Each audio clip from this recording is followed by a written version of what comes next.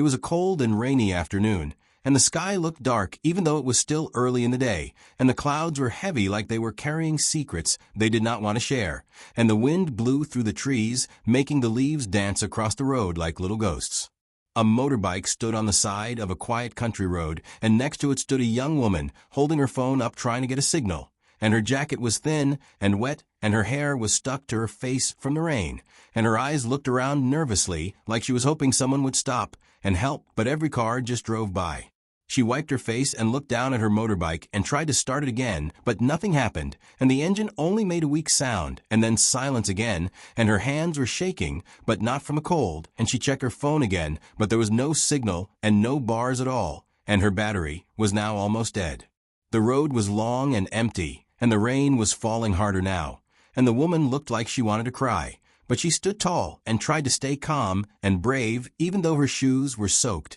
and her lips were turning blue. Far down the road an old car came slowly, and the headlights flickered, and the engine sounded tired, and inside the car a man was driving, and his name was Tom, and beside him was a small boy about 6 years old sitting in a car seat and humming a quiet tune to himself. Tom was a single dad, and he had just finished his second job for the day, and was on his way home with his son Liam, and they were both tired and hungry, and the gas tank was almost empty, and Tom was hoping they would make it home without trouble. As they drove closer, Tom saw the woman by the side of the road, and he slowed down and looked at her, and she looked up, and their eyes met for a moment, and Tom felt something strange in his chest like a quiet voice telling him to stop. Liam looked up at his dad and asked if the lady needed help, and Tom nodded slowly and pulled the car to the side and parked a little ahead of the motorbike and stepped out into the rain. The woman looked surprised as Tom walked toward her, and she hugged her arms around herself and smiled politely, but her eyes were full of worry,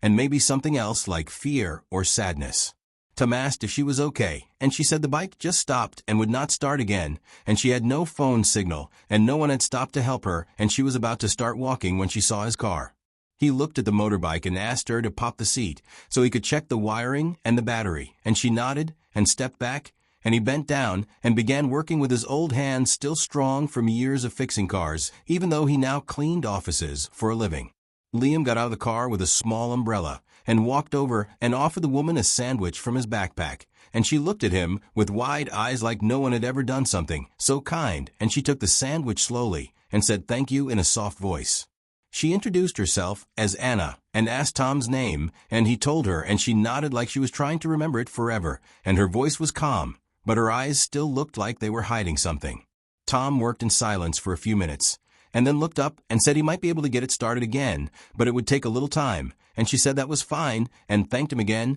and he nodded and kept working even though the rain was falling harder and soaking his shirt. Anna stood under the umbrella with Liam and asked him about school, and he told her about his favorite teacher and his dog and his mom who was now in heaven, and Anna listened closely and did not say much, but her face changed a little with every word he spoke. Tom finally stood up and said the motorbike should work now, but she should get it checked soon, and she smiled so big it lit up the whole rainy road, and said she had no words to thank him, and reached into her bag to give him some money. But Tom raised his hand and shook his head and said it was fine, and she needed help, and that was all, and then he turned to go back to his car with Liam, who waved goodbye with a big smile. Anna stood still in the rain watching them drive away, and her hand was still holding the money, but her heart felt something new and strange and warm, like she had just met two people who were not part of her world, but had somehow made her feel more alive than she had in years. She looked down and realized her golden card had fallen from her bag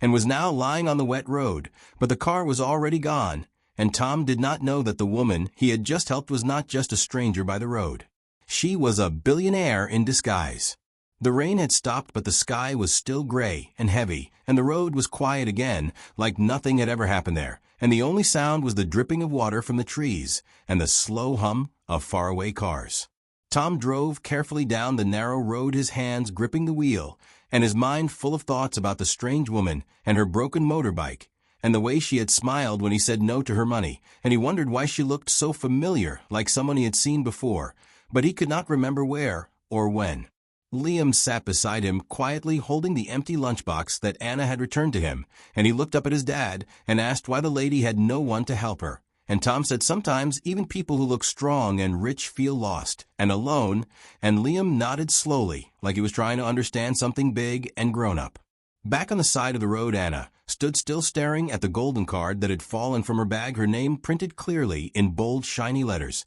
and the words Langford Tech written beneath it, and she bent down and picked it up and held it tight in her hand as her heart beat faster, and her chest felt warm in a strange and unexpected way. She looked at the spot where Tom's car had disappeared and felt something she had not felt in years, something soft and real and human, like a light had turned on inside her after being off for too long, and she wiped her face and got on her motorbike and tried to start it, and to her surprise the engine came to life with a soft roar. She smiled again and rode slowly down the road, her mind full of questions and emotions, and her heart full of something new, something she could not name yet, and she wondered who Tom really was and why his face stayed in her memory like a picture that would never fade. Back in their small apartment, Tom and Liam arrived just before dark, and Liam ran inside and grabbed his toy truck and started playing on the floor while Tom went to the kitchen and started making dinner with the little food they had left in the fridge, and the soft smell of noodles filled the room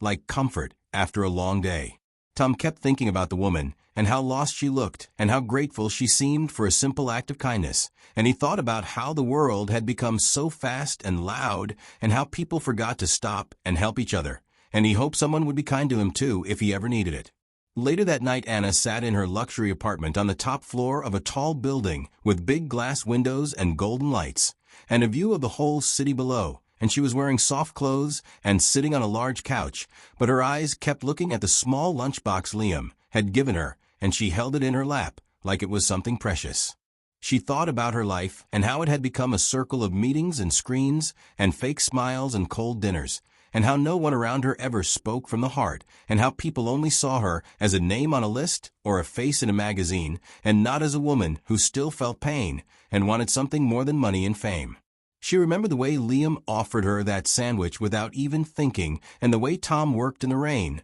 without asking for anything, and how they talked to her like a normal person and not like a business deal or a rich lady, and how their eyes were full of truth and love and not fear or greed. She walked over to her desk and opened her laptop and searched for Tom's name online, but nothing came up, not even a photo or an address, and she realized he was just a simple man living a quiet life outside the noise of the world she knew, and that made her want to know him even more. The next morning, Tom took Liam to school and then walked to his cleaning job at the office building downtown, and he moved from room to room with his mop and his bucket and his tired shoes, but his thoughts were far away, thinking about Anna and the way she looked when she said thank you. Anna sat in her office that day wearing her usual suit and smiling at her team and talking about numbers and ideas, but inside her mind she was far from that place, thinking about a man who had nothing yet gave everything without asking for a thing in return. Later that week, Anna told her driver to take a different road, and she asked to stop by the place where she met Tom, and she stood there for a few minutes just looking around and remembering every moment like a dream she did not want to wake up from. She took a deep breath and made a decision that would change her life forever, and she told herself she had to find Tom again, not just to say thank you, but because deep inside her heart she felt something was beginning, something honest, something rare. And she knew she had to follow it. Tom woke up early before the sun and sat at the small kitchen table with a cup of warm tea in his hands and silence all around him except for the quiet ticking of the old clock on the wall and the soft breathing of Liam sleeping in the next room. He looked out the window at the sky just beginning to turn light blue, and he felt the same weight he felt every morning, the weight of bills and rent and lunch money and worries that never went away. But he also felt the same reason to keep going, the small heartbeat in the other room that gave him strength when he had none left. After getting dressed, Tom made breakfast for Liam and packed a small lunch for school, and then gently woke him with a soft voice and a warm smile, and Liam sat up rubbing his eyes and asked if they could play after school, and Tom nodded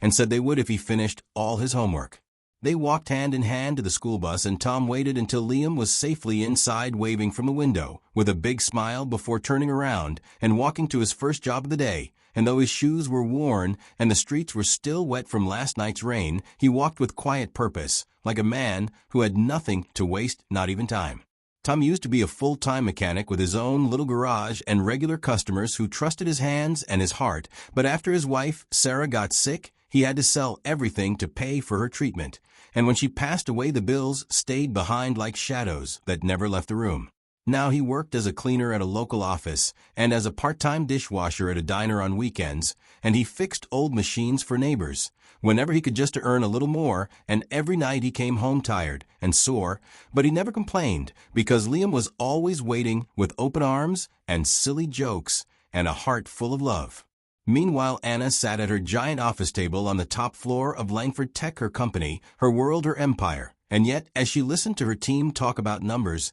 and plans, her mind drifted far away back to the rainy road and the man who had refused her money and fixed her bike with care and silence. She remembered the sandwich Liam gave her and how it tasted better than any fancy dish she had ever eaten, and how that small act of kindness had stayed in her chest like a light she could not turn off, and she wondered again who they really were and where they lived and why she could not forget them. Anna had everything: money, fame, power, but inside she felt empty, like a person walking through glass rooms with no warmth, no touch, no true connection. And that emptiness had started to grow louder over the years until it became something she could no longer ignore. That night Tom came home late and found Liam asleep on the couch waiting for him, with a book still in his hands and a blanket half falling off, and Tom gently picked him up and placed him in bed and kissed his forehead and whispered good night with a voice that cracked just a little from a long day. He sat on the couch in the quiet dark and thought about Anna again, not because she was beautiful or strange,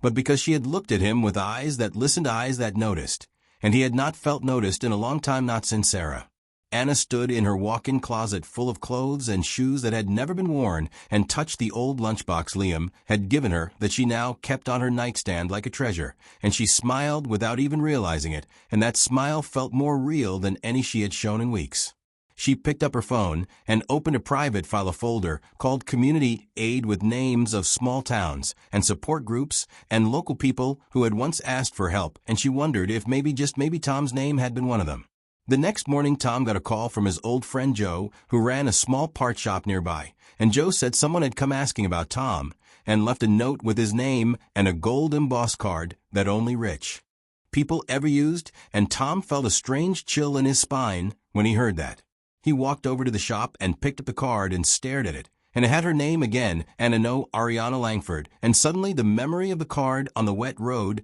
came rushing back like a movie in his mind, and he knew now that the stranger by the road was not just a lost traveler. She was someone powerful, someone famous, someone who had not just taken his kindness, but remembered it, and now she was reaching back across the space between their two worlds. Tom stood outside the shop, holding the card and looking up at the sky and wondering what this meant and why it felt like something was about to change. And in her office far away, Anna closed her laptop and whispered to herself that she would find him not because she owed him, but because she needed to understand why one small moment had shaken her whole world. Tom sat on the small bench outside Joe's part shop with a gold card still in his hand and his heart beating faster than usual, like something was waking up inside him, something he did not understand yet but could feel deep in his chest. He turned the card over again and again, reading the name Ariana Langford and remembering how she had told him her name was Anna and how she looked so calm and kind even while standing in the rain, like someone used to hiding who they really were.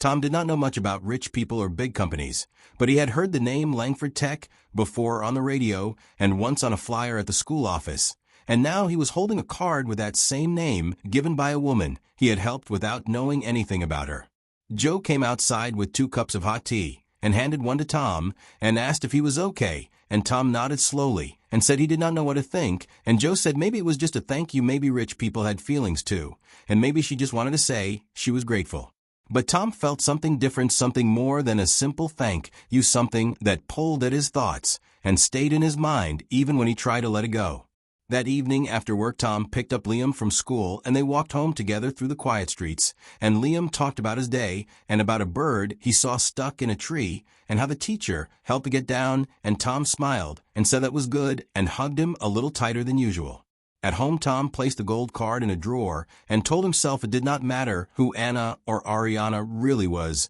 because he had done what anyone should do, and that was enough, but deep inside he knew that was not the truth, not anymore. Far away, in her tall glass office, Ariana sat at her desk watching the sun go down over the city, and she held her phone in one hand, but did not press the call button, and she stared at the screen with Tom's name written on it, and her thumb hovering over the number. She had found him not through her team or her money, but through a friend of a friend who remembered a quiet man who used to fix cars, and now cleaned buildings and took care of his son alone after his wife passed away, and that story had touched her heart more than any headline or award ever had. Ariana closed her eyes and remembered the way he looked at her, not with fear or interest, but with honesty, like he was not impressed or worried, just present and real, and that was something she had not felt in years. The next morning, Tom walked Liam to the school bus and gave him an extra sandwich in his lunchbox and told him to share it if anyone forgot their lunch, and Liam nodded and smiled and waved as the bus drove away, and Tom stood there a little longer than usual looking at the empty road. When he turned around, he saw a black car parked quietly across the street and a woman standing next to it wearing a simple coat and holding something in her hand, and as she walked toward him, he felt like the world had gone silent and still. It was Anna or Ariana, and she looked the same, but different, like someone trying to be smaller than she really was, and she stopped in front of him and smiled the same soft smile from that rainy day and said hello like they were meeting again for the first time. Tom said hi and asked if she found the bike shop, and she laughed a little and said yes, but that was not why she came, and then she reached out and handed him the old lunchbox that Liam had given her and said it was the best sandwich she ever had. They stood there in the soft morning light, not saying much and not needing to, and then she looked at him and said she was sorry for not telling the truth and for hiding who she really was, and that she had just wanted to be seen not as a CEO or a billionaire, but as a person. Tom nodded and said he understood, and that everyone hides something sometimes, and Ariana looked down at the ground and then back at him and said she wanted to help not out of guilt or pride, but because she felt something that day, something she did not expect. She asked if he would let her take him and Liam to lunch one day, just to talk, just to say thank you, and Tom looked at her and saw the truth in her eyes, and he said maybe, and she smiled again and said she would wait for the maybe to become a yes. As she walked back to the black car and drove away, Tom stood there holding the lunchbox and feeling something new and strange, like the world had shifted just a little, like maybe kindness really could come full circle even from someone you never expected to see again. It was a quiet Saturday morning, and Tom was sweeping the steps outside their small apartment building while Liam sat nearby drawing pictures on the back of old paper, and the air smelled like fresh bread from the bakery across the street, and everything felt calm and ordinary. Tom liked mornings like this when the world moved slowly and he could think without pressure, and for a few days now he had been thinking about Ariana and the strange way she had come back into his life, and how her eyes seemed to say things she did not speak out loud.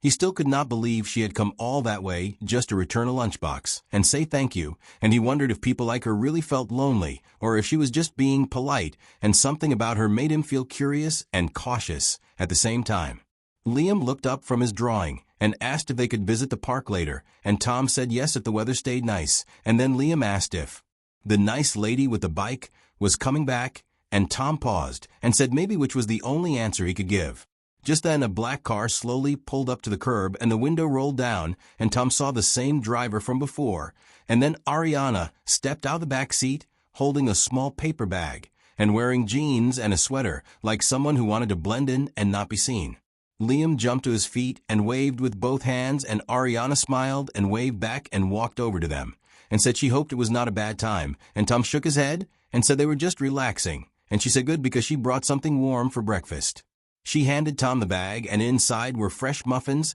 and 2 little cups of hot cocoa, and Liam's eyes lit up like stars, and he said thank you with so much joy that Ariana laughed and knelt down to give him a quick hug, which he accepted without hesitation. They sat on the steps together and shared the food and the cocoa, and Ariana asked Liam about school, and he talked about his art project and his friend who had a pet snake and the time he accidentally wore mismatched shoes, and Ariana listened like every word was gold. Tom watched her as she listened and smiled and laughed, and he thought she looked different now, softer, lighter, like someone who had taken off a heavy coat and was breathing freely for the first time, and he wondered what kind of life she had behind her shiny name. After breakfast, Liam ran inside to get his crayons, and Ariana looked at Tom and said she was serious about helping, and she knew he might feel weird about it, but she had learned that helping people was not about pride, it was about connection. Tom was quiet for a moment, and then said he had never met anyone like her before, and he did not mean because of her money or fame, but because she showed up again when she could have just disappeared, and she smiled and said maybe she did not want to disappear, maybe for the first time she wanted to be part of something real. They talked for a while longer, and Ariana asked if she could visit again, sometime, just to say hi, or maybe bring a book for Liam, and Tom said sure if she brought Coco too, and she laughed, and said it was a deal, and then she stood up and said goodbye. As she walked back to the car, Liam came running out with a picture he had drawn of the three of them standing by a big tree with a sun and a smiling dog, and he handed it to her, and said it was for her to keep, and she looked at the drawing like it was the most beautiful thing she had ever been given. She took the drawing carefully, and held it close, and said thank you with a soft voice, and then got in the car, and drove away, leaving behind something invisible, but strong like a string tying their worlds together, even if they came from different places. That evening Tom placed the drawing in a small frame and set it on the shelf next to an old photo of Sarah, and as he looked at both pictures side by side, he felt something shift inside him,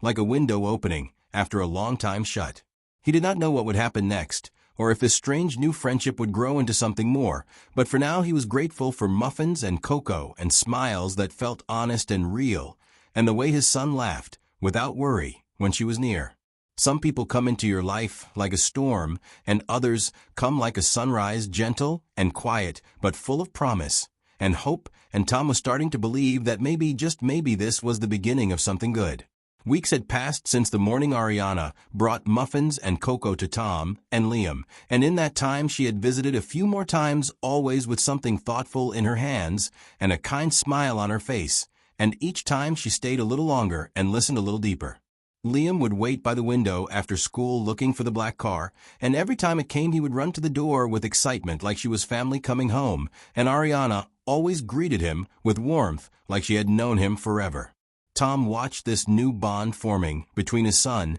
and the woman who once stood by the road in the rain, and he could not explain the feeling it gave him, something soft and strange and beautiful, like hope returning after years of silence. One Saturday morning Ariana invited both of them to visit a small community garden on the edge of the city, a place she had helped build but never really enjoyed herself, and she brought gloves and seeds and a picnic basket and said it was time to get some dirt on her hands. Tom laughed and said he hoped she was ready to ruin her nice shoes, and she smiled and said maybe it was time they got ruined, and Liam ran ahead chasing butterflies while they followed behind talking about everything and nothing, like old friends learning to trust. At the garden Ariana knelt in the soil next to Liam and helped him plant tiny green sprouts, while Tom fixed a broken fence with a borrowed hammer, and the three of them worked together like a small team, laughing, sweating, and forgetting for a while that their worlds had once been so far apart. Later they sat on a blanket under a big tree and shared sandwiches and fruit and lemonade, and Liam fell asleep with his head on Tom's lap,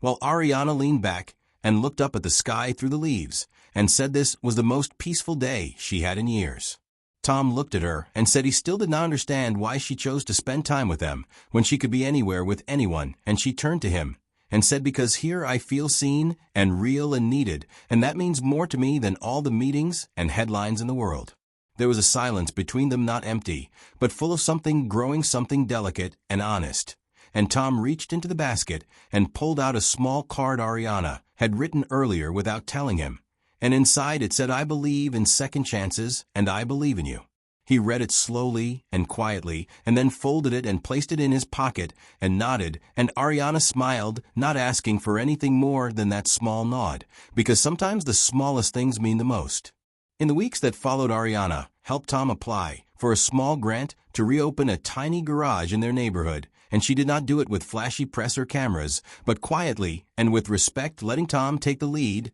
and make it his own. The day the garage opened, Liam cut the ribbon with a pair of plastic scissors, and Ariana brought cookies for everyone, and Tom's hands were covered in grease and joy, and he looked around at the people clapping and smiling, and felt something he had not felt in years: pride. That evening they sat outside the garage as the sun went down, and Tom thanked Ariana for everything, and she shook her head and said, no, thank you for reminding me who I really am, and for letting me be part of something real. Liam sat between them, drawing again, this time a picture of the garage with a big heart above it, and three people standing in front, one tall, one medium, and one small, and above their heads he wrote family in bright red letters. Tom looked at the drawing and then at Ariana, and for the first time he let himself wonder, what if this was not just kindness and friendship, but the start of something more, something deeper, something that could heal what was broken and build something beautiful from it. Ariana touched his hand gently and said, "We do not have to name it, not yet," and Tom smiled and said, "No, we do not, we just have to keep showing up." And they did. From that day on, they became something new, not just a single dad and a billionaire in disguise, but a family built from kindness, honesty, and the kind of love that does not ask for anything except a chance to grow. And in a world full of fast stories and forgotten moments, their story stayed real, strong, and true, a reminder that sometimes the people who have the least give the most, and sometimes the ones who seem to have everything are simply waiting for someone to see who they really are. And sometimes, just sometimes, stopping on the side of the road changes everything.